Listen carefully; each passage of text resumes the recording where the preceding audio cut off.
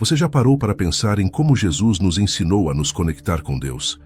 Seus ensinamentos sobre a oração não foram apenas uma lista de regras, mas lições profundas que nos mostram o caminho para uma comunicação verdadeira e transformadora com o Criador. No meio de nossas rotinas agitadas, das preocupações diárias e até dos momentos de silêncio, Jesus nos deixou uma direção clara sobre como devemos nos aproximar de Deus, seja em momentos de alegria ou em tempos de angústia. Neste vídeo, você vai descobrir ensinamentos poderosos e práticos que talvez nunca tenha notado antes, mas o último é o mais importante de todos. Fique até o final, porque essa última lição vai transformar sua vida de oração e sua forma de falar com Deus como nunca imaginou. Número 1. A sinceridade no coração.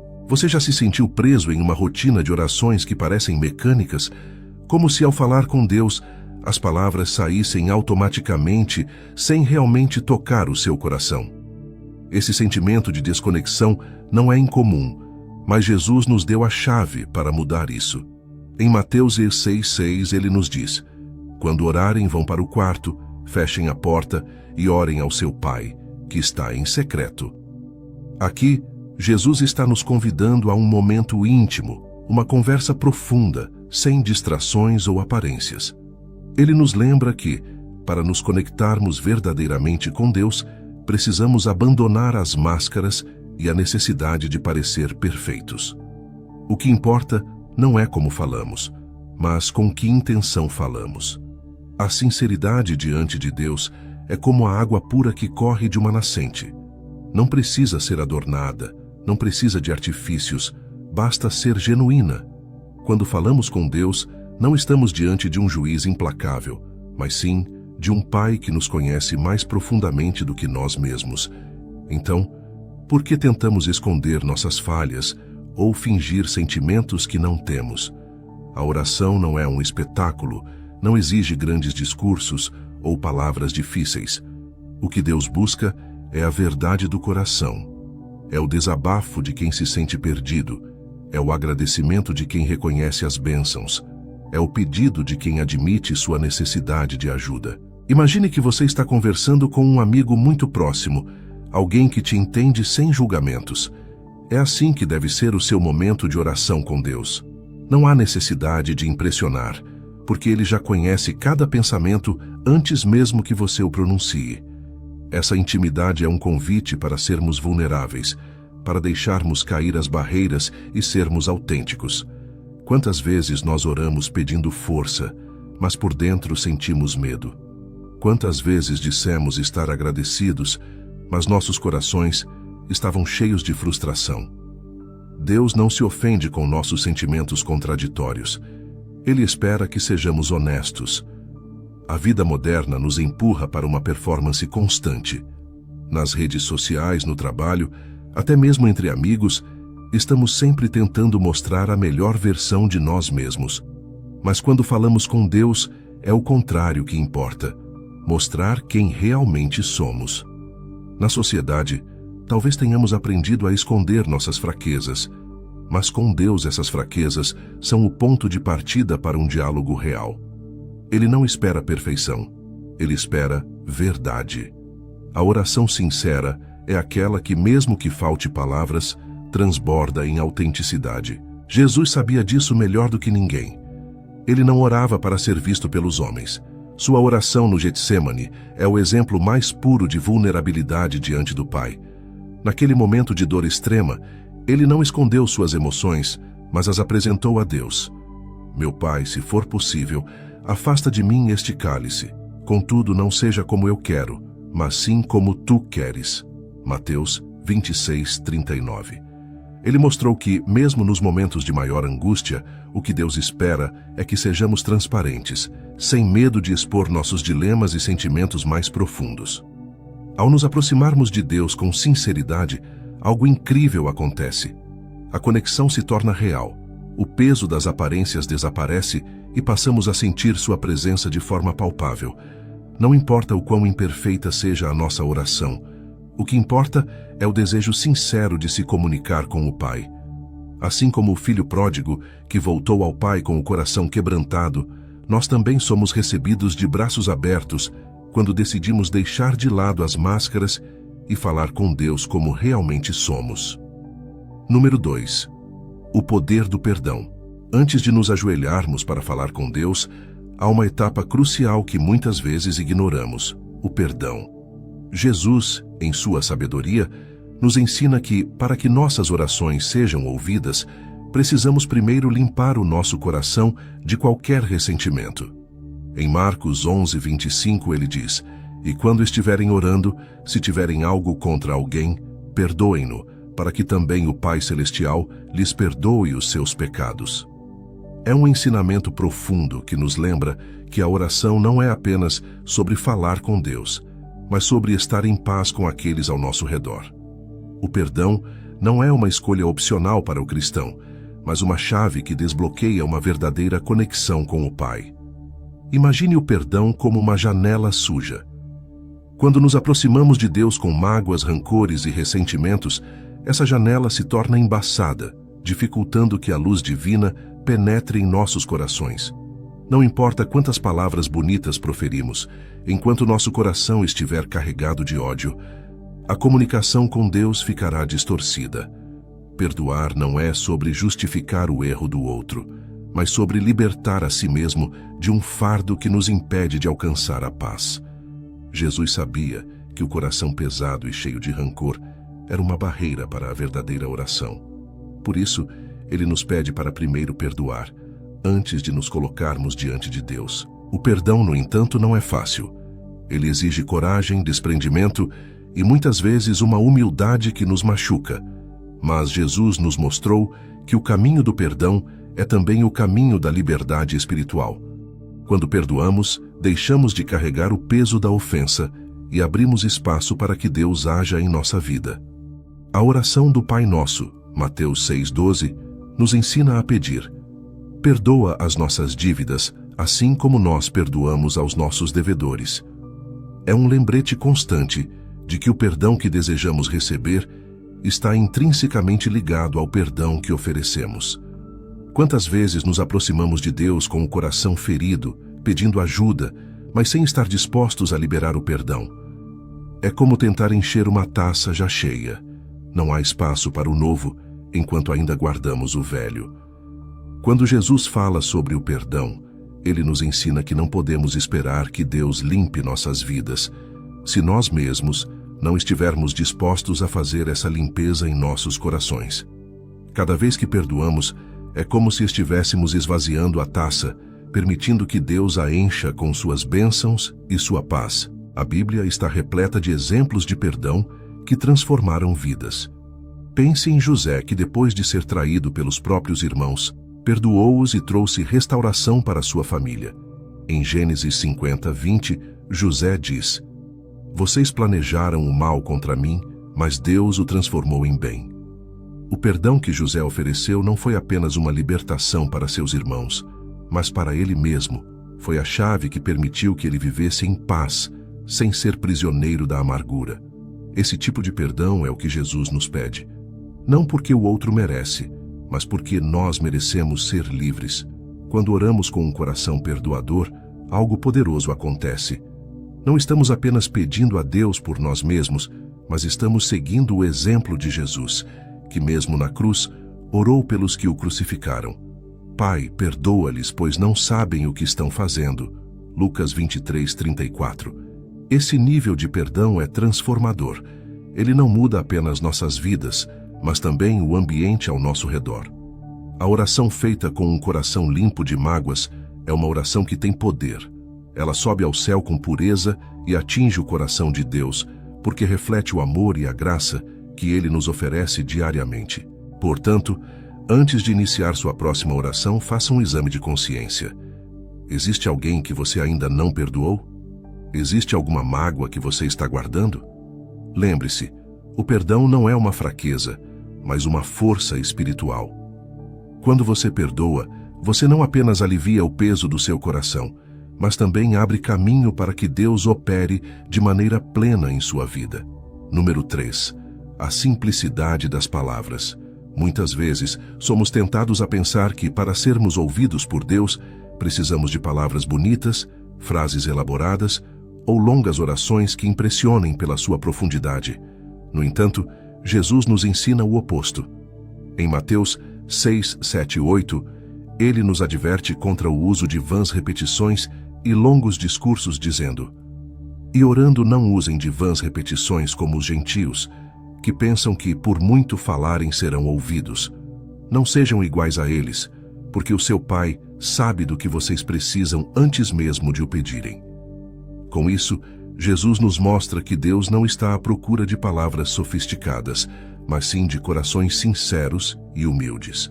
A simplicidade na oração é como uma conversa com um Pai amoroso que já conhece nossas necessidades, mas ainda assim deseja ouvir nossa voz. Quando falamos com Deus, não precisamos usar termos teológicos complexos ou frases que pareçam impressionantes. Deus não se impressiona com discursos. Ele se conecta com a verdade do que estamos expressando. Pense na oração como um diálogo, uma troca de palavras genuínas, onde a qualidade e a intenção superam a quantidade. Assim como um pai se alegra com as palavras simples de um filho, Deus se agrada da nossa sinceridade. Jesus deixou claro que a oração deve ser uma comunicação direta e descomplicada. A oração do Pai Nosso é um perfeito exemplo disso. Em apenas algumas frases curtas, Jesus abrange tudo o que precisamos dizer a Deus: adoração, submissão à sua vontade, pedidos por provisão diária, perdão e proteção. Não há nada excessivo ou exagerado, apenas simplicidade e profundidade. Essa é a beleza da oração ensinada por Jesus. Não é sobre impressionar a Deus, mas sobre estar em comunhão com Ele. A simplicidade das palavras nos permite focar no que realmente importa, a conexão com Deus. Quando nos preocupamos demais com a forma de nossas orações, podemos acabar nos distraindo do propósito principal. Imagine uma conversa com um amigo próximo. Você se preocuparia em escolher palavras rebuscadas ou faria questão de manter o diálogo simples e honesto? Da mesma forma, ao orar, não devemos nos preocupar em parecer bem aos olhos de Deus ou dos outros. Devemos apenas ser autênticos. Jesus também nos mostra que a oração é, acima de tudo, uma expressão do coração. Quando ele contou a parábola do fariseu e do publicano, Lucas 18, 9 e 14, enfatizou que o publicano, em sua humildade e poucas palavras, foi justificado diante de Deus. Ele simplesmente disse: "Ó Deus, tem misericórdia de mim, pecador." Essas palavras curtas, mas carregadas de sinceridade e arrependimento, tocaram o coração de Deus. Já o fariseu, que usou muitas palavras para exaltar a si mesmo, saiu de mãos vazias. Este contraste nos lembra que Deus não está interessado em discursos elaborados, mas em corações quebrantados e autênticos. A simplicidade também nos libera da pressão de orar certo. Muitas vezes, podemos nos sentir inseguros em relação às nossas orações, achando que elas não são boas o suficiente, ou que não estamos dizendo as palavras certas. No entanto, Jesus nos ensina que Deus já sabe o que precisamos antes mesmo de abrirmos a boca. Isso nos dá uma liberdade incrível para orar sem medo, sem a necessidade de seguir fórmulas ou roteiros. A oração deve ser uma expressão livre e natural da nossa alma, sem o peso de tentarmos ser perfeitos. Pense no exemplo das crianças. Quando uma criança pequena fala com seus pais, ela não se preocupa em escolher as palavras perfeitas ou construir frases complexas. Ela simplesmente fala o que sente, o que precisa, com uma pureza que derrete o coração dos pais. É assim que devemos nos aproximar de Deus. A simplicidade da nossa oração reflete a confiança que temos em seu amor. Não precisamos impressionar, precisamos apenas ser autênticos. Portanto, da próxima vez que for orar, lembre-se de que Deus não está contando o número de palavras que você usa, mas sim a sinceridade com que você as expressa. A verdadeira oração é aquela que vem do coração, sem pretensões, sem a necessidade de ser longa ou sofisticada. Ela é direta, simples e, acima de tudo, honesta. Número 4. O silêncio e a escuta. Quando falamos sobre oração, a maioria de nós pensa automaticamente em falar. em expressar nossos pensamentos e necessidades a Deus. Mas há uma dimensão da oração que muitas vezes esquecemos: o silêncio. Jesus, em seu ministério, nos deu o exemplo de como o silêncio é uma parte essencial da comunhão com o Pai. Em Lucas 5,16, vemos que Jesus retirava-se para lugares solitários e orava. Ele não buscava apenas um momento para falar, mas também para estar em silêncio e ouvir. O silêncio é a pausa que permite que a voz de Deus se manifeste, e muitas vezes é no silêncio que encontramos as respostas mais profundas. O mundo moderno é barulhento. Somos constantemente bombardeados por informações, notificações e distrações.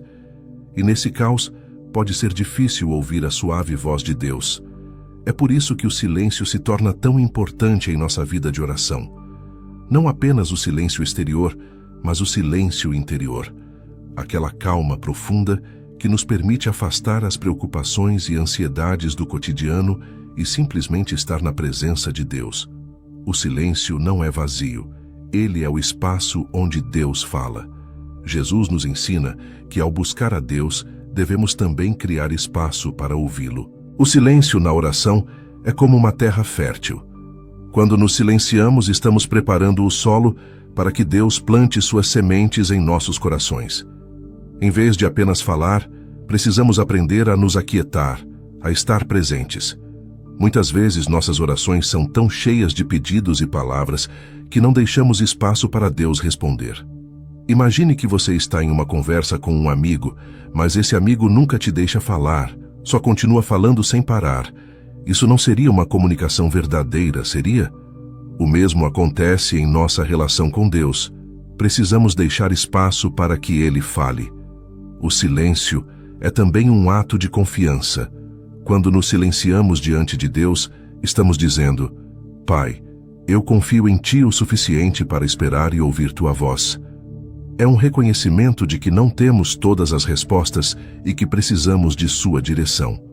Muitas vezes, as respostas de Deus não vêm em palavras audíveis, mas em paz, em direção, em uma sensação de clareza que emerge no nosso coração.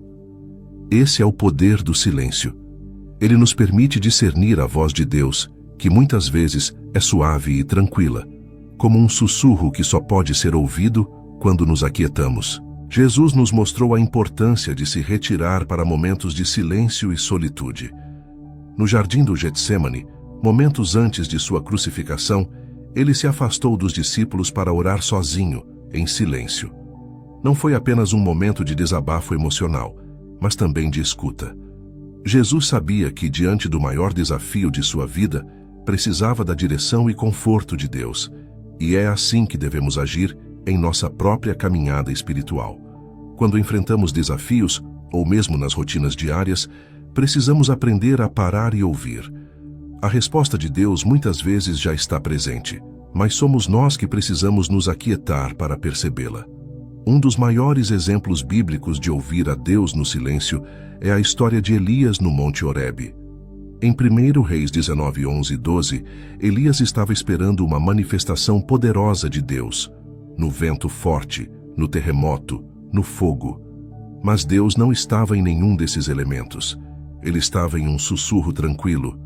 Isso nos ensina que, muitas vezes, procuramos por Deus em grandes sinais, em respostas espetaculares, mas Ele fala conosco de maneira sutil, em momentos de calma. Se não nos silenciarmos, corremos o risco de perder sua voz. O silêncio, portanto, é uma forma de adoração. É reconhecer que Deus é soberano e que, ao contrário de nós, Ele não precisa de muitas palavras para se comunicar. No silêncio, podemos meditar em sua grandeza, refletir em suas promessas e deixar que Ele guie nosso coração. É nesse espaço de quietude que Deus trabalha em nossas vidas, de maneiras que não podemos ver ou entender imediatamente. A escuta ativa é uma forma profunda de oração, onde nosso espírito está em sintonia com o Espírito Santo, prontos para receber sua direção e conforto. Da próxima vez que você orar, experimente deixar espaço para o silêncio. Não tenha medo do vazio, porque Deus está presente nesse momento.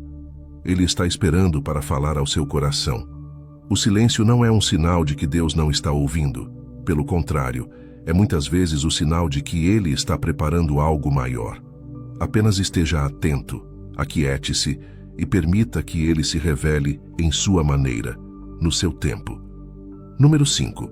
A confiança absoluta. Quantas vezes você já orou, mas no fundo duvidou que Deus responderia? A confiança é o alicerce de qualquer relacionamento, e com Deus não é diferente. Jesus nos ensina em João 15:7. Se vocês permanecerem em mim e as minhas palavras permanecerem em vocês, pedirão o que quiserem e lhes será concedido. Este é um convite não apenas para orar, mas para confiar plenamente em Deus, sabendo que Ele tem o controle de todas as coisas. Quando falamos com Deus, a confiança deve estar no centro da nossa oração, porque só assim podemos realmente depender dEle. A confiança em Deus é como uma âncora que mantém nossa alma firme em meio às tempestades da vida. Imagine que você está em um barco e as ondas começam a se agitar. Você pode tentar remar com suas próprias forças, mas sem uma âncora, você estará à deriva. Da mesma forma, sem confiança em Deus, nossa oração se torna apenas palavras, sem força para nos manter firmes. Jesus nos mostra que, quando oramos, precisamos confiar não apenas no que pedimos, mas também em quem estamos pedindo. É sobre acreditar que, mesmo quando as coisas não acontecem como esperamos, Deus tem um plano maior em mente. Confiança absoluta é entender que Deus vê o que nós não podemos ver. Ele está além do tempo, além das circunstâncias momentâneas, e sabe exatamente o que é melhor para nós. No entanto, confiar em Deus não é fácil. Muitas vezes queremos ter o controle, queremos respostas rápidas e claras. Mas Deus trabalha no seu tempo e da sua maneira. A confiança implica esperar, e esperar exige paciência.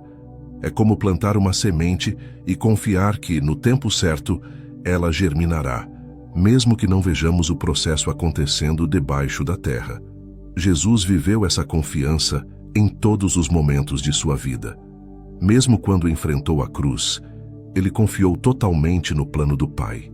Em sua oração no jardim do Getsêmani, ele disse: Pai, se queres, afasta de mim este cálice, contudo não seja feita a minha vontade, mas a tua.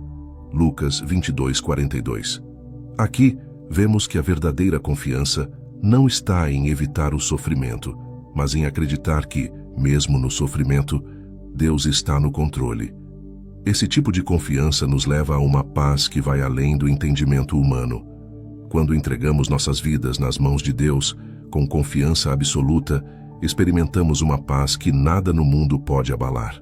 O oposto da confiança é a dúvida, e a dúvida corrói nossa fé, minando nossa capacidade de receber as bênçãos de Deus. Tiago 1:6-7 nos adverte que aquele que duvida é como a onda do mar, impelida e agitada pelo vento. Não pense tal pessoa que receberá coisa alguma do Senhor. Essa passagem é um alerta poderoso. Deus responde à fé, não à dúvida. Isso não significa que nunca teremos momentos de incerteza, mas sim que, no meio da incerteza, devemos escolher confiar. Confiar em Deus é uma escolha diária. Mesmo quando tudo ao nosso redor parece incerto, podemos optar por colocar nossa fé no único que nunca falha. A confiança também nos liberta de carregar pesos desnecessários. Quantas vezes tentamos resolver tudo por conta própria, só para perceber que nossas forças são limitadas? Confiar em Deus é um ato de humildade. É reconhecer que não temos todas as respostas e que sem Ele, nossas forças são insuficientes. Jesus nos convida em Mateus 11:28. Venham a mim todos os que estão cansados e sobrecarregados, e eu lhes darei descanso. Esse é o descanso que a confiança absoluta em Deus nos oferece. Não precisamos carregar o peso do mundo nas costas. Podemos confiar que Ele está no controle de todas as coisas. Quando oramos com confiança, nossa oração se transforma. Ela não é mais apenas um pedido desesperado, mas uma conversa serena com o Pai, onde entregamos nossas preocupações e descansamos em sua providência. Isso não significa que sempre obteremos o que pedimos da forma como imaginamos, mas significa que podemos confiar que Deus responderá da maneira que for melhor para nós. A confiança é o que nos permite continuar orando, mesmo quando as respostas parecem demorar. É o que nos mantém firmes, sabendo que Deus nunca falha. Da próxima vez que você orar, pergunte a si mesmo: estou realmente confiando em Deus? Estou disposto a deixar nas mãos dele o controle da minha vida? Confiar em Deus não é apenas acreditar em suas promessas, mas viver de acordo com essa crença. Isso significa entregar nossas ansiedades, nossos medos e nossos desejos a Ele, sabendo que Ele cuidará de nós de maneira perfeita. Número 6. A oração com fé. Jesus nos deixou uma verdade inabalável. A fé é a chave que abre as portas do impossível. Em Marcos 11:24, ele declara: portanto, eu lhes digo, tudo o que vocês pedirem em oração, creiam que já o receberam, e assim sucederá. Esse ensinamento nos revela que a oração, quando feita com fé, não apenas conecta nosso coração a Deus, mas também transforma a realidade ao nosso redor. A fé, na verdade, não é simplesmente acreditar que Deus pode fazer algo, mas sim ter a convicção de que Ele já está agindo mesmo antes de vermos o resultado. A fé é como o combustível que move nossas orações. Sem ela, as palavras se tornam apenas frases vazias, mas com fé, nossas orações têm poder de verdade. É como se a oração fosse uma flecha, e a fé fosse a força que a lança em direção ao alvo. Jesus não pede uma fé perfeita ou inabalável. Ele sabe que somos humanos, sujeitos a medos e incertezas. No entanto, ele nos desafia a ter uma fé sincera, uma fé que se agarra à promessa de que Deus é fiel para cumprir sua palavra. Pense nisso. Jesus disse que se tivermos fé do tamanho de um grão de mostarda, poderemos mover montanhas. Mateus 17:20. Não é a quantidade de fé que importa, mas a autenticidade dela. O exemplo mais marcante de fé em ação nas Escrituras é a história da mulher que tocou o manto de Jesus, acreditando que seria curada. Marcos 5:25-34. Ela estava há anos sofrendo de uma hemorragia, sem solução, sem esperança. Mas no momento em que ouviu falar de Jesus, algo dentro dela mudou. Ela não fez uma grande oração, não se colocou de joelhos para pedir, mas simplesmente disse para si mesma: se eu apenas tocar em seu manto, ficarei curada. A fé dessa mulher não estava nas palavras que ela poderia dizer, mas na convicção inabalável de que Jesus tinha o poder de restaurá-la. E foi isso que a curou. Jesus a viu e disse: filha, a sua fé a curou. Vá em paz e fique livre do seu sofrimento. A fé nos faz ultrapassar barreiras que parecem intransponíveis. Muitas vezes, nossas circunstâncias nos dizem que algo é impossível. A doença, a falta de recursos, a perda, tudo isso pode nos fazer acreditar que não há saída. Mas Jesus nos ensina que a fé é mais forte do que qualquer obstáculo. Ela não depende do que nossos olhos veem, mas do que nossos corações acreditam. Quando oramos com fé, não estamos ignorando a realidade. Estamos escolhendo confiar em uma realidade maior, a realidade do reino de Deus, onde tudo é possível. O maior desafio, porém, é manter a fé viva quando as respostas não vêm no nosso tempo ou da maneira que esperamos. Às vezes, oramos por algo e parece que o céu está em silêncio. Mas é justamente nesse momento que nossa fé é testada e fortalecida. Hebreus 11:1 nos lembra: ora, a fé é a certeza daquilo que esperamos e a prova das coisas que não vemos. A fé verdadeira é aquela que persiste, mesmo quando tudo ao nosso redor diz o contrário. Ela é a ponte entre o visível e o invisível, entre o presente e o futuro. Jesus também nos ensina que a fé e a oração andam de mãos dadas com a ação. Ele nos convida a não apenas orar, mas a agir de acordo com o que acreditamos. Quando ele disse aos discípulos que poderiam mover montanhas, ele estava dizendo que, com fé, eles deveriam tomar atitudes ousadas, acreditando que Deus estaria com eles em cada passo. Da mesma forma, nossas orações com fé devem nos mover a agir com confiança, sabendo que Deus já está trabalhando nos bastidores. Não é uma fé passiva, mas uma fé ativa, que nos empurra a caminhar em direção ao que Deus tem para nós. A oração com fé nos desafia a entregar tudo nas mãos de Deus, mesmo quando a situação parece irreversível. Pense em Lázaro. Quando Jesus foi chamado por Marta e Maria, Lázaro já estava morto há 4 dias. Aos olhos humanos, a situação era impossível. No entanto, Jesus olhou para aquela situação com os olhos da fé. Ele agradeceu ao Pai antes mesmo de realizar o milagre, demonstrando que a fé confiante não precisa esperar o milagre para agradecer. Ele chamou Lázaro para fora da tumba, e o impossível se tornou realidade. João 11:1-44. A fé é a linguagem do impossível. Quando oramos com fé, estamos acessando um nível espiritual onde o que parecia estar perdido pode ser restaurado, o que parecia impossível pode se tornar realidade. Deus honra a fé daqueles que oram, confiando no seu poder e na sua bondade. Ele não está limitado pelas circunstâncias, e nossa fé, por menor que seja, pode mover montanhas quando está enraizada nele. O desafio que fica é: como você tem orado?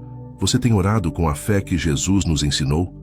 A fé que não apenas espera, mas já agradece, que não apenas pede, mas já acredita? É essa fé que abre as portas do céu e traz à terra as respostas que tanto ansiamos. Número 7. A ação antes da palavra. Orar é mais do que apenas falar com Deus. É um compromisso de viver aquilo que estamos pedindo em nossas orações. Jesus nos ensina que a nossa vida deve ser um reflexo do que pedimos a Deus. Em Mateus 7:21, ele diz: Nem todo aquele que me diz, Senhor, Senhor, entrará no reino dos céus, mas apenas aquele que faz a vontade de meu Pai, que está nos céus. Aqui, Jesus nos lembra que não basta invocar o nome de Deus com palavras bonitas ou pedidos sinceros se nossas ações não acompanham nossa oração. O que pedimos deve ser refletido em nossas atitudes, decisões e modo de viver. Viver o que se ora significa alinhar nossos desejos com nossas ações. Se oramos por paciência, devemos agir com paciência em nossos relacionamentos e situações diárias. Se pedimos por mais fé, precisamos dar passos de fé em nossa vida. Muitas vezes, caímos no erro de separar o que pedimos de como vivemos. Pedimos a Deus para nos ajudar a amar os outros, mas continuamos guardando rancor. Rogamos por sabedoria, mas tomamos decisões impensadas. Jesus nos chama a uma vida de coerência, onde o que falamos diante de Deus se traduz em comportamentos que refletem nossa fé. Pense na oração como uma semente que plantamos. Se desejamos colher frutos, é necessário cultivar o solo, regar a planta e cuidar do que foi semeado. Da mesma forma, quando oramos, plantamos sementes de mudança em nossa vida, mas cabe a nós nutrir essas sementes com nossas atitudes. Orar pedindo por paz, mas continuar fomentando conflitos, é como plantar uma semente e nunca regá-la. A oração exige uma resposta ativa de nossa parte. Devemos nos perguntar constantemente: estou vivendo de acordo com o que estou pedindo a Deus? Jesus nos deu o maior exemplo de como viver o que se ora. Em cada momento de sua vida, suas ações refletiam sua profunda comunhão com o Pai.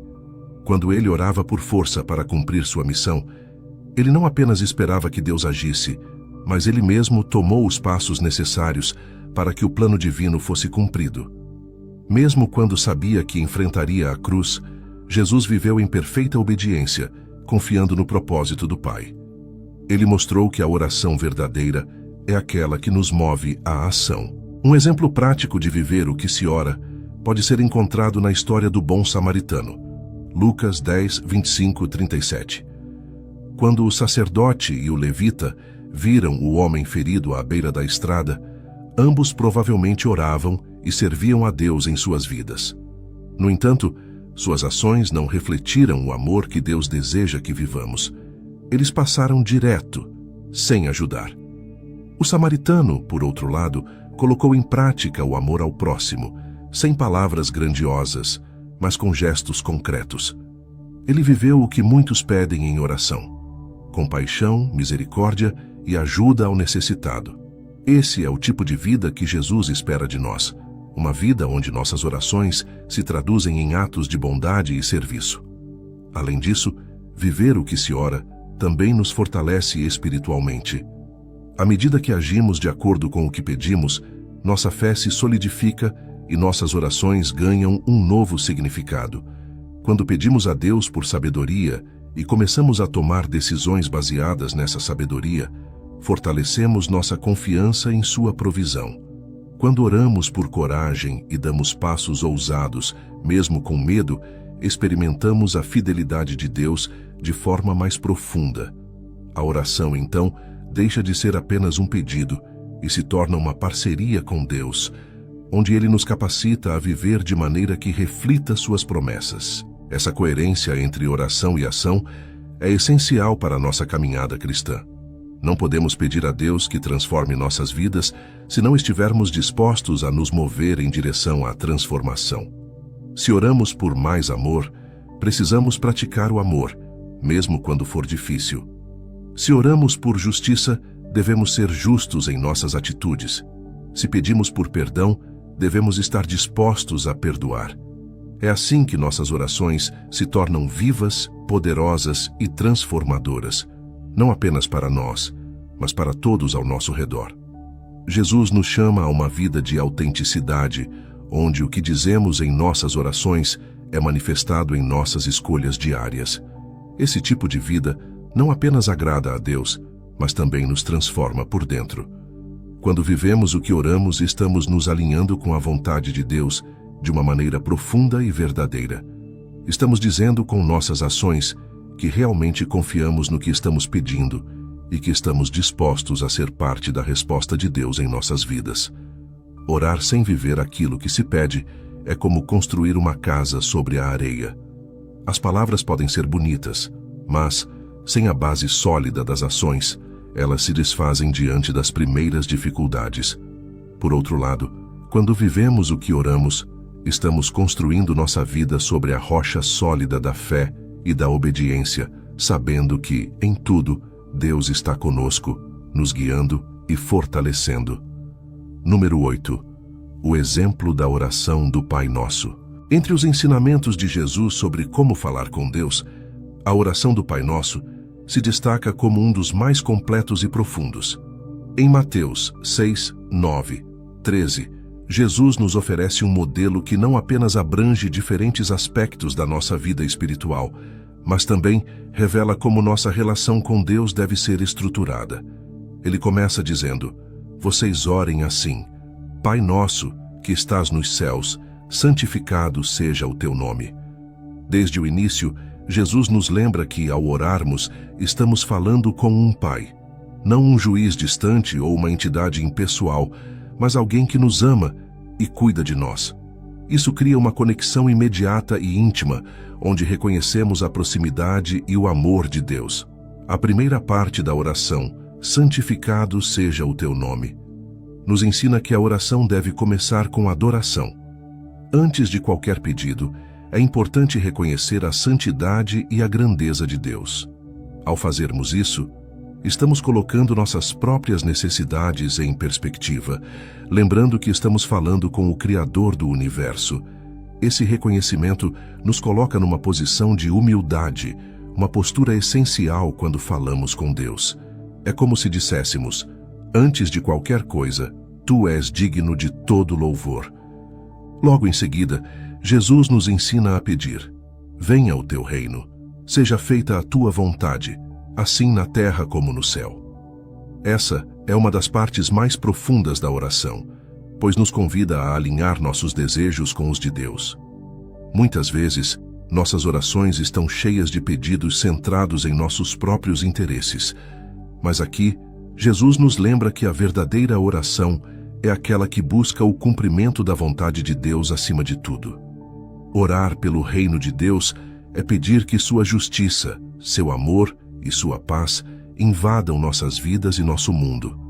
É uma oração que nos desafia a deixar de lado nossos planos e abraçar os planos de Deus, confiando que Ele sabe o que é melhor para nós. Em seguida, Jesus nos convida a pedir por nossas necessidades diárias. O pão nosso de cada dia nos dá hoje. Esse pedido é simples, mas profundo. Ele nos lembra que Deus se preocupa com as necessidades mais básicas e cotidianas da nossa vida. Não precisamos ter vergonha de pedir a Deus por aquilo que necessitamos, seja material ou espiritual. Aqui, Jesus reforça a ideia de dependência diária de Deus, reconhecendo que tudo o que temos vem dele. É também um lembrete para vivermos um dia de cada vez, confiando que Deus proverá o que precisamos para hoje, sem nos preocuparmos excessivamente com o futuro. A próxima parte da oração aborda uma das áreas mais delicadas de nossa vida espiritual: o perdão. Jesus nos ensina a orar. Perdoa-nos as nossas dívidas, assim como perdoamos aos nossos devedores. Aqui, vemos que o perdão não é apenas algo que recebemos, mas também algo que oferecemos. Jesus nos mostra que, para que nossas orações sejam completas, precisamos nos comprometer a perdoar aqueles que nos ofenderam. O perdão é uma via de mão dupla. Recebemos o perdão de Deus e, em resposta, estendemos esse perdão aos outros. Isso cria um ciclo de cura e restauração que transforma tanto nossa relação com Deus quanto nossas relações com o próximo. Jesus termina a oração com um pedido por proteção. E não nos deixes cair em tentação, mas livra-nos do mal. Esse é um lembrete de que, por mais fortes que possamos nos sentir espiritualmente, ainda somos vulneráveis às tentações e armadilhas do mal. A oração por proteção nos ensina a humildade, reconhecendo que, sem a ajuda de Deus, não somos capazes de resistir ao pecado. Ao pedir que Deus nos livre do mal, estamos entregando nossas fraquezas e medos a Ele, confiando que sua força nos sustentará. O Pai Nosso é muito mais do que uma simples oração a ser repetida mecanicamente. É um modelo que Jesus nos deu para que possamos entender como falar com Deus de maneira completa e profunda. Ele cobre desde a adoração, o reconhecimento da soberania de Deus, até as nossas necessidades diárias, o perdão e a proteção. Cada frase carrega uma lição espiritual que nos convida a refletir sobre a maneira como oramos e vivemos. Ao orar o Pai Nosso, devemos permitir que essas palavras moldem nosso coração e nossa perspectiva. Ele nos ensina a começar com gratidão, a buscar a vontade de Deus, a depender dele diariamente, a perdoar e a pedir proteção. Jesus nos mostrou que a oração não é apenas um monólogo, mas uma forma de alinhar nosso coração ao coração de Deus. Assim, quando usamos o Pai Nosso como modelo, nossas orações se tornam mais ricas, mais significativas e mais eficazes. Mais do que apenas um conjunto de palavras, o Pai Nosso é um convite para vivermos uma vida de constante comunicação com Deus. Cada vez que oramos essa oração, somos chamados a refletir sobre quem Deus é, quem somos diante dele e o que ele deseja fazer em nossas vidas. É uma oração que nos transforma, porque nos aproxima mais de Deus e nos molda para viver de acordo com sua vontade. Número 9. A oração em tempos de crise. Nenhum momento foi mais carregado de angústia e dor na vida de Jesus do que sua oração no jardim do Getsêmani. Ali, diante da iminência da cruz, vemos a humanidade de Jesus sendo exposta de maneira tocante. Em Mateus 26, 38 e 39, Jesus diz: "A minha alma está profundamente triste, numa tristeza mortal.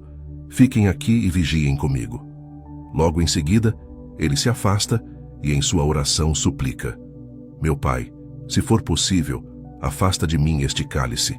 Contudo, não seja como eu quero, mas como tu queres." Aqui somos confrontados com uma das realidades mais desafiadoras da vida cristã: como orar quando enfrentamos momentos de crise e dor. A oração de Jesus no Getsêmani nos ensina que mesmo o Filho de Deus, em sua plena divindade, não foi poupado do sofrimento. E mais importante ainda, que nos momentos mais difíceis, nossa oração não precisa ser polida ou repleta de palavras de fé inabalável. Ela pode e deve ser honesta. Jesus não escondeu sua agonia, não reprimiu sua tristeza. Ele abriu seu coração diante do Pai, expressando seu desejo de ser poupado da dor, mas também sua submissão à vontade divina. Essa é uma lição vital para todos nós. Não há vergonha em expressar nossa dor a Deus. A oração em tempos de crise não precisa ser forte, ela precisa ser sincera. A angústia de Jesus reflete os momentos de nossas vidas em que tudo parece desmoronar. Aqueles momentos em que a dor é tão intensa que mal conseguimos encontrar palavras. O Getsêmani nos mostra que não estamos sozinhos nesses momentos. Jesus, que conhece cada dor humana, também se ajoelhou em um jardim solitário, clamando por alívio. E assim como ele fez, podemos nos achegar a Deus em nossa vulnerabilidade, sabendo que Ele entende. Mais do que isso, o Getsêmani nos ensina que, quando oramos em tempos de crise, Deus não nos abandona, mesmo que o alívio imediato não venha. O que torna a oração de Jesus no Getsêmani ainda mais profunda é a disposição de Jesus em submeter seus desejos à vontade do Pai. Em um dos momentos mais angustiantes de sua vida, ele ainda confiava plenamente no plano de Deus. A frase, "Não seja como eu quero, mas como tu queres", é um ato de fé e entrega total. Muitas vezes, em nossas próprias crises, queremos desesperadamente que Deus mude a situação imediatamente. Mas o exemplo de Jesus nos ensina a entregar nossas ansiedades nas mãos de Deus, confiando que sua vontade é soberana, mesmo que não a compreendamos naquele momento. Quando oramos em tempos de crise, é natural querermos uma solução rápida. Queremos que Deus intervenha, que Ele tire a dor ou resolva o problema instantaneamente. Mas a oração no Getsêmani nos mostra que, embora possamos pedir por alívio, a verdadeira essência da oração está na submissão ao plano de Deus. Isso não significa que Deus ignora nosso sofrimento. Ao contrário, Ele nos fortalece para enfrentá-lo. No caso de Jesus, embora o cálice da crucificação não tenha sido retirado, um anjo foi enviado para confortá-lo. Lucas 22:43. Isso nos lembra que, mesmo que a situação não mude imediatamente, Deus está presente para nos sustentar. A oração de Jesus no Getsêmani também nos ensina sobre a importância da companhia na oração. Ele pediu a Pedro, Tiago e João que vigiassem com ele. Embora eles tenham falhado ao adormecer, o desejo de Jesus por companhia nos mostra que, em tempos de crise, não devemos nos isolar. Precisamos de pessoas que estejam dispostas a orar conosco, a nos apoiar em nossa vulnerabilidade. Embora a oração seja muitas vezes um ato solitário, há momentos em que a comunhão com outros pode nos dar forças que sozinhos não encontraríamos. Assim como Jesus enfrentou o seu Getsêmani, todos nós enfrentamos momentos de profunda angústia e crise em nossas vidas.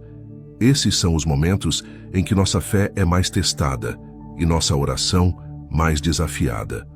No entanto, o exemplo de Jesus nos lembra que podemos e devemos trazer todas as nossas emoções a Deus. Não precisamos esconder nossa dor, nosso medo ou nossa confusão. Podemos clamar, assim como Jesus clamou, e, acima de tudo, podemos descansar na certeza de que Deus está presente, que Ele ouve e que sua vontade será feita, mesmo que não entendamos no momento. A oração em tempos de crise não nos promete uma vida sem sofrimento, mas ela nos garante a presença de Deus em meio a esse sofrimento. O Getsêmani nos ensina que a oração não é apenas sobre obter respostas rápidas, mas sobre confiar no caráter de Deus e em seu plano, mesmo quando tudo parece incerto. Quando enfrentamos nossos próprios jardins de angústia, podemos lembrar do exemplo de Jesus e encontrar força em saber que o mesmo Deus que esteve com ele está conosco em cada momento de dor e dúvida. Número 10. A oração pelos inimigos. Quando pensamos em oração, geralmente a associamos a momentos de busca por conforto, paz ou por nossos próprios desejos e necessidades. Mas Jesus, em um dos ensinamentos mais revolucionários de seu ministério, nos convida a orar pelos nossos inimigos. Em Mateus 5,44, ele declara: "Eu, porém, vos digo, amai os vossos inimigos e orai pelos que vos perseguem." Esse mandamento parece contrário à lógica humana, especialmente em um mundo onde somos ensinados a nos proteger de quem nos machuca, a guardar distância de quem nos fere. Mas o que Jesus nos ensina é algo radical. O verdadeiro poder da oração não está apenas em orar por aqueles que amamos, mas em interceder por aqueles que nos causam dor. Orar pelos inimigos é um ato profundo de transformação interior. Quando nos dispomos a levar nossos inimigos diante de Deus, algo começa a mudar dentro de nós. A mágoa, o ressentimento e o ódio que muitas vezes alimentamos são confrontados pela presença de Deus. O ato de orar por alguém que nos feriu é uma maneira de nos libertarmos das correntes da amargura. Não é apenas sobre o bem que desejamos para essa pessoa, mas sobre o bem que Deus realiza dentro de nós ao praticarmos esse tipo de oração. Jesus não nos pede para orar pelos nossos inimigos apenas para o benefício deles, mas também para nossa própria cura. Em Lucas 23:34, vemos o exemplo mais poderoso de Jesus orando por seus inimigos. Enquanto estava na cruz, em meio à dor e à humilhação, ele clamou: Pai, perdoa-lhes, pois não sabem o que fazem. Esta oração é um dos momentos mais comoventes da Bíblia. Jesus, sendo inocente e sofrendo injustamente, escolheu interceder por aqueles que o estavam crucificando. Ele não pediu vingança, não pediu para ser livrado da dor causada por seus inimigos. Ao invés disso, ele demonstrou o mais puro amor, pedindo perdão por eles. Este exemplo de oração transcende o entendimento humano e nos ensina que o amor verdadeiro não conhece limites. Ao orarmos pelos nossos inimigos, não estamos justificando suas ações ou minimizando o mal que nos causaram. Orar pelos inimigos não é um ato de fraqueza, mas de força espiritual. É reconhecer que, apesar do que nos foi feito, escolhemos seguir o caminho de Jesus. É entender que o perdão e a oração são mais poderosos do que qualquer forma de vingança.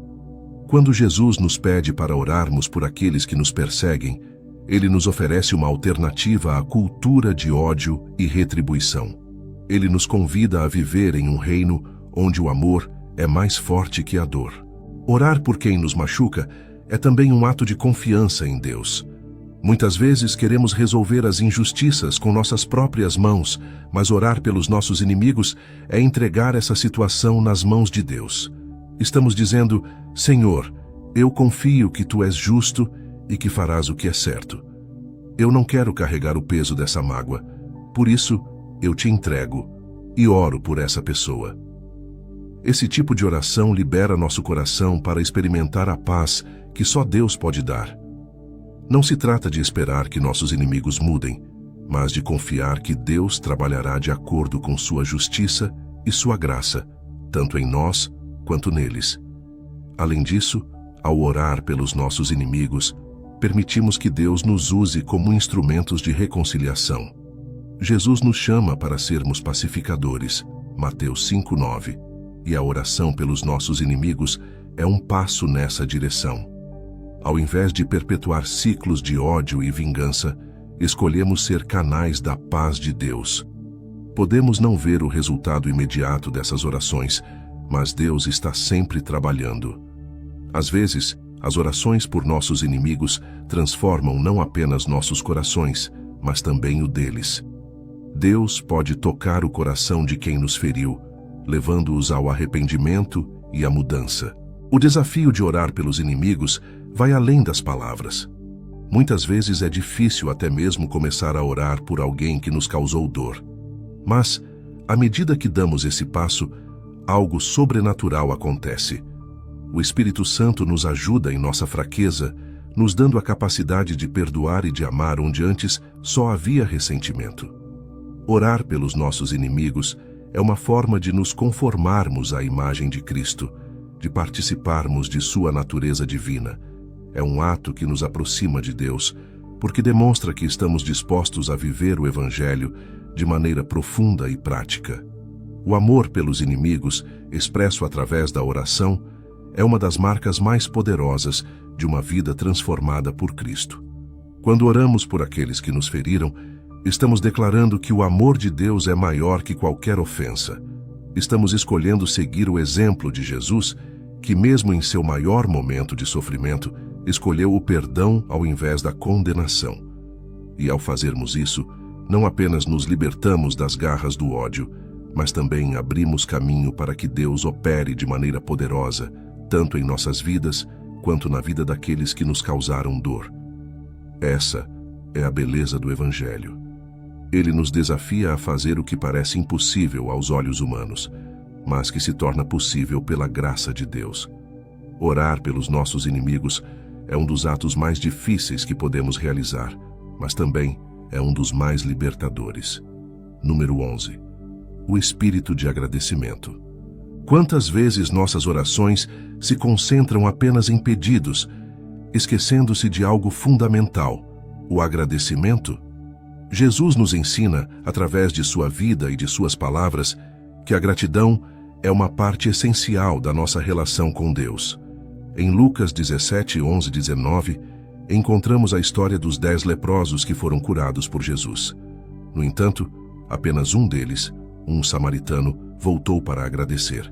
Ao ver o homem voltando, Jesus pergunta: não foram purificados todos os 10? Onde estão os outros 9? A mensagem é clara.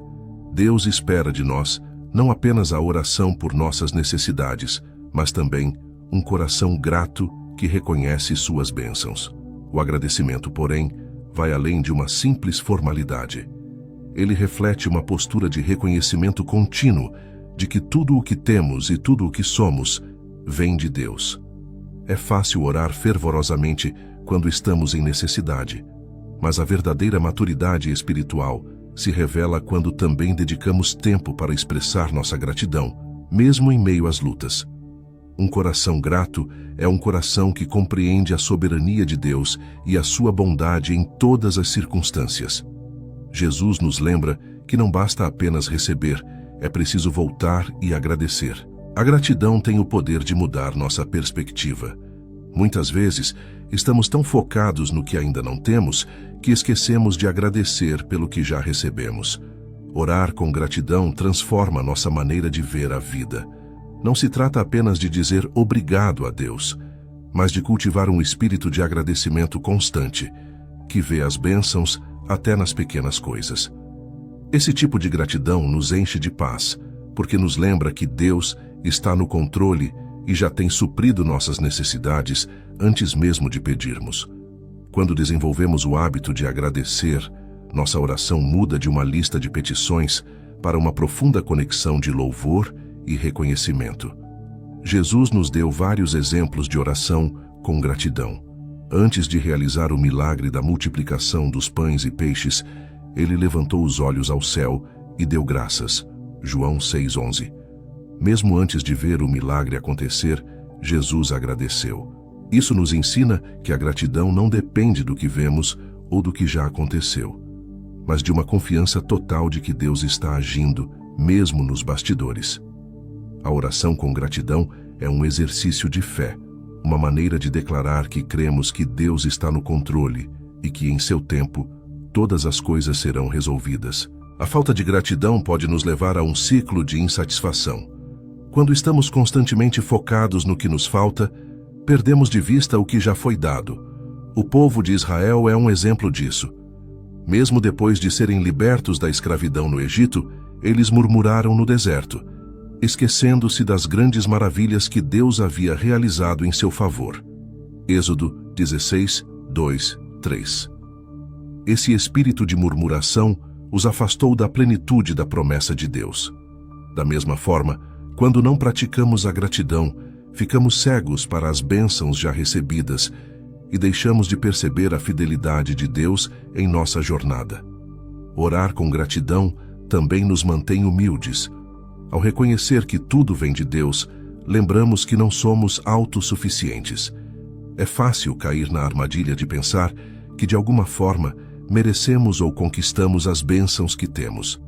Mas a gratidão nos lembra de que tudo é graça, tudo é um presente imerecido de Deus. A cada nova manhã, somos convidados a agradecer pelo dom da vida, pela saúde, pelas oportunidades e até pelos desafios que nos moldam e nos aproximam mais de Deus. A oração de agradecimento também nos protege da ansiedade. Filipenses 4, 6, 7 nos aconselha: não andem ansiosos por coisa alguma, mas em tudo, pela oração e súplicas, e com ação de graças, apresentem seus pedidos a Deus. E a paz de Deus, que excede todo o entendimento, guardará os seus corações e as suas mentes em Cristo Jesus. A gratidão, inserida em nossas orações, nos conecta à paz de Deus. Ela nos afasta da ansiedade, porque nos lembra que, se Deus já cuidou de nós até aqui, Ele continuará a fazê-lo no futuro. A gratidão nos faz descansar nas promessas de Deus, sabendo que Ele está sempre presente e fiel. Por fim, a gratidão gera em nós um desejo de abençoar os outros. Quando reconhecemos o quanto Deus tem nos dado, nosso coração se expande em generosidade. O agradecimento sincero nos move a ser agentes de bênção na vida de outras pessoas, refletindo o amor e a graça que recebemos de Deus. Não podemos reter para nós mesmos o que recebemos. Somos chamados a compartilhar. A oração com gratidão nos transforma de receptores em doadores, refletindo o caráter de Cristo em nossas ações. Assim como o samaritano curado por Jesus, somos convidados a voltar sempre aos pés do nosso Salvador com um coração cheio de gratidão. Cada respiração, cada vitória, cada batalha vencida, tudo é motivo para agradecer. Que nossas orações nunca sejam apenas sobre pedir, mas que a gratidão seja a melodia constante que permeia cada palavra dita ao nosso Pai Celestial. Número 12. A importância da perseverança. Jesus nos ensinou que a oração não é apenas uma prática momentânea, mas um estilo de vida contínuo e perseverante. Em Lucas 18, 1, 8, ele conta a parábola do juiz iníquo e da viúva persistente, que buscava justiça incansavelmente. Jesus começa essa parábola com uma poderosa mensagem. Então, Jesus contou aos seus discípulos uma parábola, para mostrar-lhes que eles deviam orar sempre e nunca desanimar. Aqui, ele nos lembra que a oração eficaz não é aquela feita esporadicamente ou com pressa, mas a oração perseverante, aquela que insiste mesmo quando as respostas parecem distantes. A viúva da parábola não tinha poder ou influência. Ela não podia oferecer subornos ou favores ao juiz. No entanto, ela tinha algo muito mais forte: sua persistência. Ela não desistiu. Continuou a ir ao juiz dia após dia, até que ele, cansado de sua insistência, concedeu-lhe justiça. Jesus usa essa história para nos ensinar uma lição profunda sobre como devemos nos posicionar na oração. Com perseverança, sem perder a esperança, mesmo quando as respostas parecem tardar. Ele nos lembra que Deus, diferentemente do juiz iníquo, é justo e bondoso, e se até um juiz injusto pode ser movido pela persistência, quanto mais o Pai Celestial. Muitas vezes, desistimos de orar porque achamos que Deus não nos ouviu ou porque não vemos uma resposta imediata. Vivemos em uma cultura de gratificação instantânea, onde esperamos que tudo aconteça rapidamente. Mas a oração não segue o ritmo do mundo moderno. Ela segue o ritmo de Deus. E o tempo de Deus, muitas vezes, desafia nossas expectativas. Orar com perseverança é confiar que, mesmo quando não vemos a resposta, Deus está trabalhando nos bastidores. Ele está alinhando circunstâncias, moldando corações e muitas vezes preparando algo maior do que pedimos. Perseverar na oração não significa repetir mecanicamente as mesmas palavras todos os dias, mas sim manter um coração constante na busca por Deus. Cada vez que oramos, fortalecemos nossa fé, renovamos nossa esperança e reafirmamos nossa confiança em Deus. A oração perseverante molda nosso caráter, porque ela nos ensina a esperar no tempo de Deus e a confiar em seu plano, mesmo quando esse plano não é visível para nós.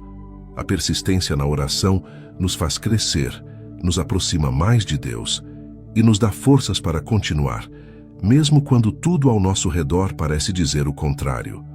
Um dos maiores exemplos bíblicos de perseverança na oração é o de Daniel. Em Daniel 10, lemos que Daniel orou e jejuou por 3 semanas, sem receber resposta alguma. Mas finalmente, um anjo apareceu a ele e disse: desde o primeiro dia em que você decidiu buscar entendimento e humilhar-se diante de Deus, suas palavras foram ouvidas. Daniel 10:12. Isso nos mostra que, mesmo quando as respostas parecem atrasadas, Deus já ouviu nossas orações. No entanto, há uma batalha espiritual acontecendo que muitas vezes desconhecemos. Perseverar na oração é acreditar que, mesmo no silêncio, Deus está ouvindo e agindo. A perseverança também nos ensina sobre a confiança em Deus. Quando oramos sem desistir, estamos dizendo: eu confio em Ti, Senhor, não importa quanto tempo leve. Essa confiança é o que sustenta nossa fé, mesmo quando as circunstâncias tentam nos desanimar. Não desistimos porque acreditamos que Deus é fiel e suas promessas são verdadeiras. Em Hebreus 10:36, somos lembrados: vocês precisam perseverar, de modo que, quando tiverem feito a vontade de Deus, recebam o que Ele prometeu. A oração perseverante nos mantém firmes na jornada, até vermos o cumprimento das promessas de Deus em nossas vidas. Além disso, a perseverança na oração não significa que Deus não nos responde. Às vezes, Ele responde de maneiras que não esperávamos ou nos dá algo melhor do que pedimos. Outras vezes, a demora na resposta serve para nos ensinar algo, nos moldar e nos preparar para o que está por vir. A oração perseverante nos ensina a ser pacientes, a confiar em que Deus vê o quadro completo e a entender que sua vontade é sempre boa, perfeita e agradável. Romanos 12:2. Perseverar é reconhecer que, independentemente do tempo, Deus continua sendo soberano e fiel. A oração contínua também revela nossa dependência de Deus. Muitas vezes, queremos respostas rápidas porque desejamos retomar o controle das situações.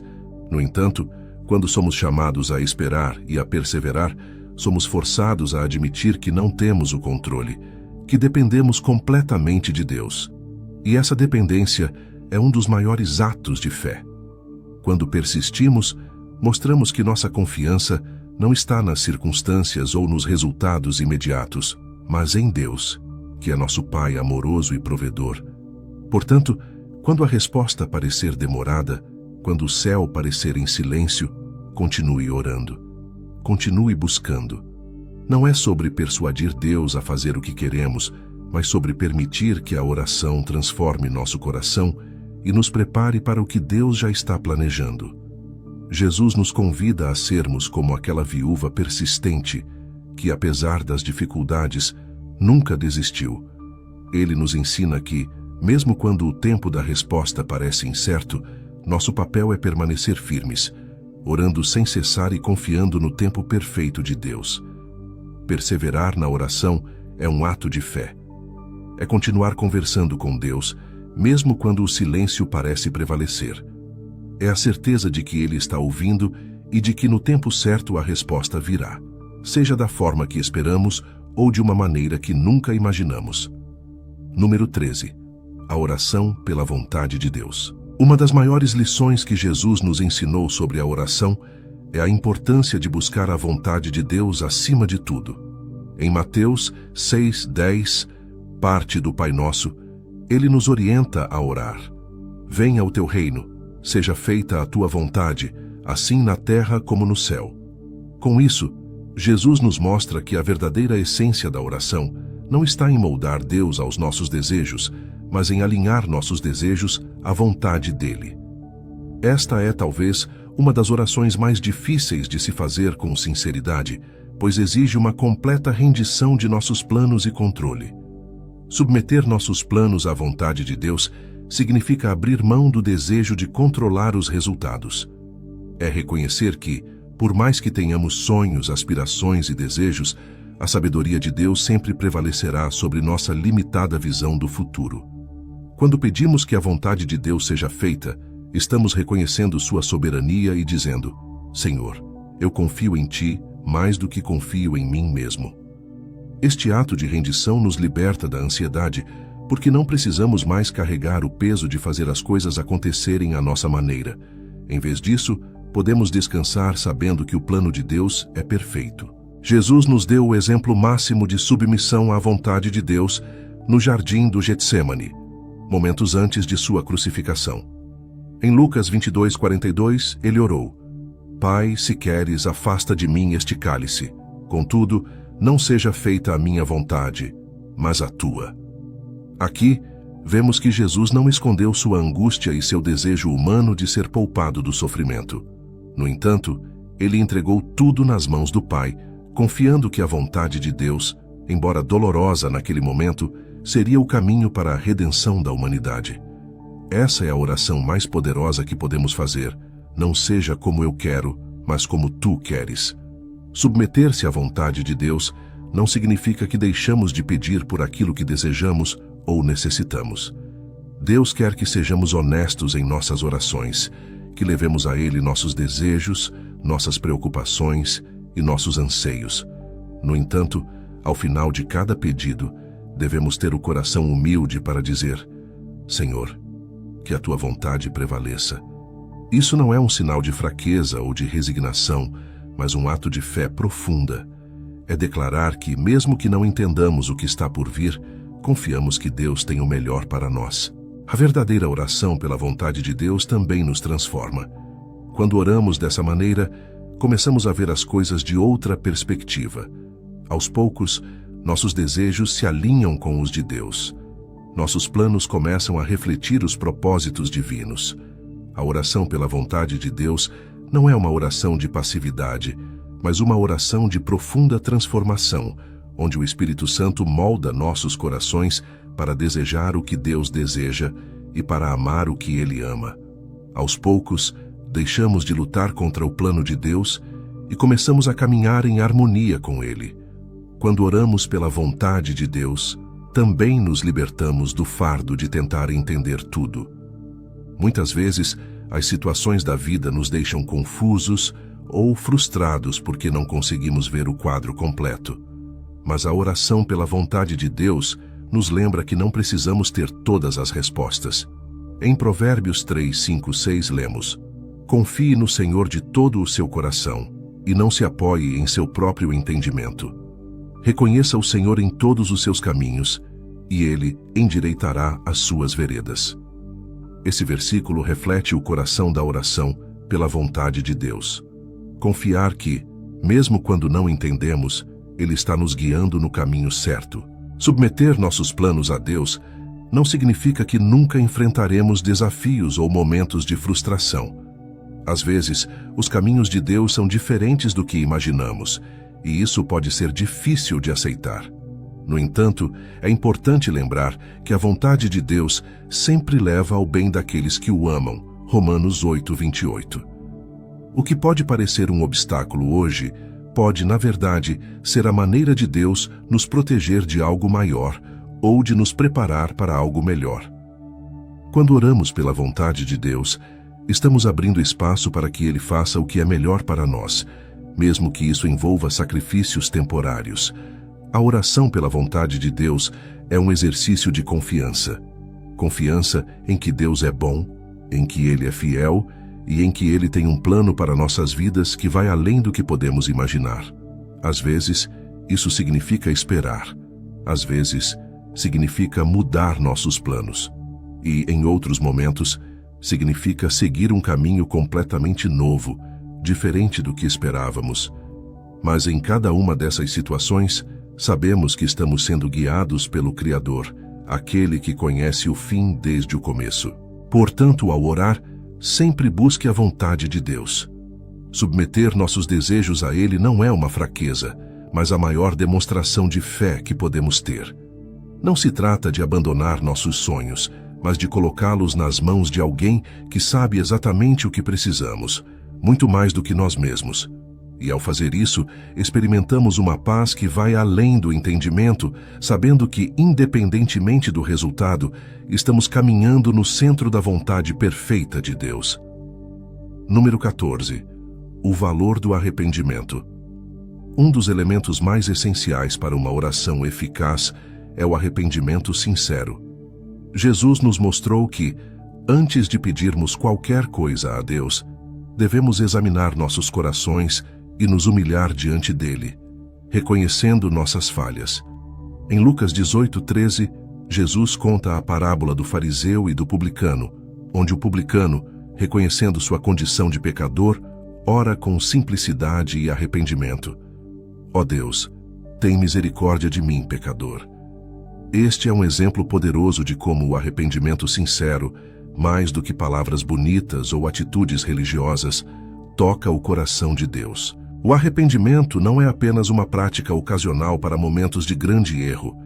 É uma postura contínua de humildade e reconhecimento de que dependemos de Deus todos os dias. Todos nós, sem exceção, pecamos e falhamos diante de Deus, e o arrependimento é a chave que nos reconcilia com Ele. A verdadeira oração começa com a honestidade do nosso estado interior. Antes de pedirmos por bênçãos, provisão ou até mesmo proteção, é necessário nos colocarmos diante de Deus com um coração quebrantado, prontos para confessar nossas falhas. Essa postura de humildade não apenas agrada a Deus, mas também prepara nossos corações para receber a sua graça.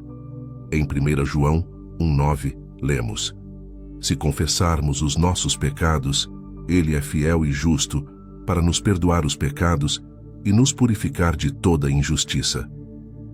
Esta promessa nos garante que, sempre que nos aproximamos de Deus em arrependimento genuíno, Ele nos perdoa e nos restaura. Mas o arrependimento verdadeiro vai além de palavras. Ele envolve uma mudança de coração. Não basta simplesmente pedir perdão. É preciso haver uma disposição sincera de mudar nossas atitudes e comportamentos.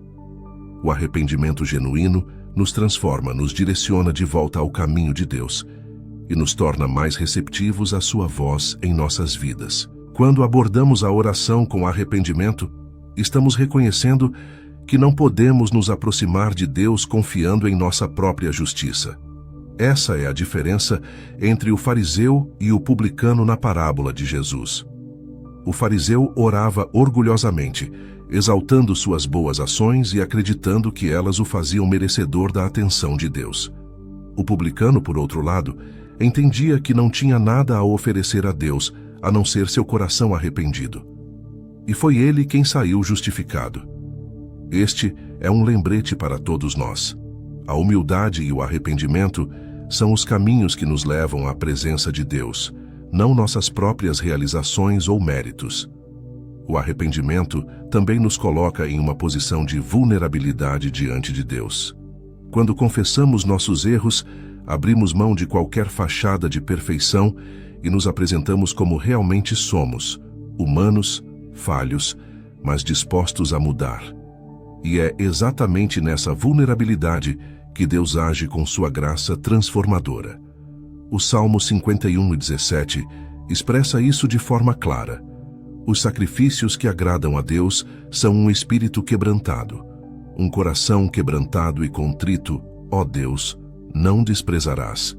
Deus não está interessado em perfeição, mas em um coração que reconhece sua necessidade de redenção. Além disso, o arrependimento nos ensina sobre a misericórdia de Deus. Cada vez que nos aproximamos dele com humildade e arrependimento, experimentamos sua misericórdia renovada. Essa misericórdia, por sua vez, nos impulsiona a sermos mais misericordiosos com os outros. Ao sermos perdoados, somos chamados a perdoar. Ao recebermos graça, somos chamados a oferecer graça.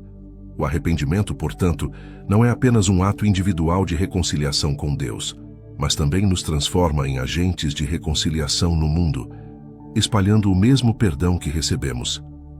A oração que começa com o arrependimento também nos coloca na postura certa para ouvir a Deus.